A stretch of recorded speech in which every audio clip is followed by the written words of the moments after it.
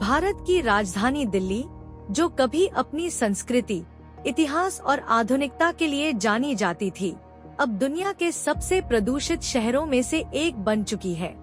लेकिन दिल्ली अकेली नहीं है। मुंबई, कोलकाता, कानपुर और लखनऊ जैसे कई भारतीय शहर इस जहरीली हवा में सांस ले रहे हैं। प्रदूषण ने हमारे स्वास्थ्य, हमारे पर्यावरण और हमारे भविष्य को खतरे में डाल दिया है।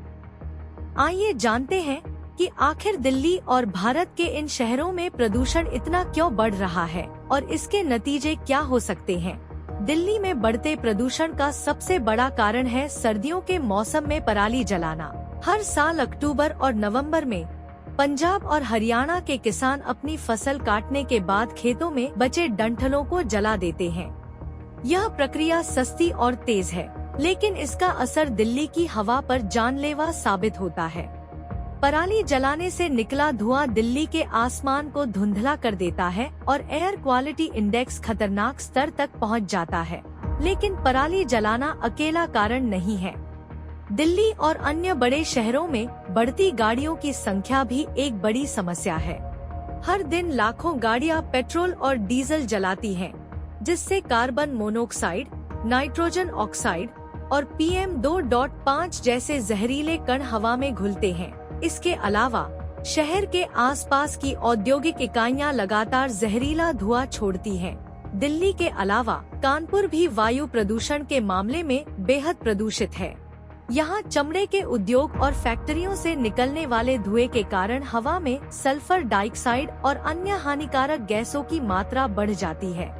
वहीं मुंबई में वाहनों की संख्या और कंस्ट्रक्शन से उठने वाली धूल प्रमुख कारण है। कोलकाता में कोयले से चलने वाले बिजली संयंत्र और पुराने वाहन प्रदूषण को बढ़ावा देते हैं। हवा के अलावा पानी भी प्रदूषण का शिकार हो रहा है। दिल्ली की यमुना नदी का हाल किसी से छुपा नहीं है। नालों का गंदा पानी और औद्योगिक कचरा नदियों में बिना किसी ट्रीटमेंट के छोड़ा जाता है। गंगा जैसी पवित्र नदियां भी प्रदूषण से जूझ रही है। दूषित पानी से डायरिया, हैजा और अन्य जलजनित बीमारियां तेजी से बढ़ रही हैं। दिल्ली और अन्य शहरों में प्रदूषण का असर केवल हवा और पानी तक सीमित नहीं है। इसका प्रभाव हमारे स्वास्थ्य पर सीधा पड़ता है।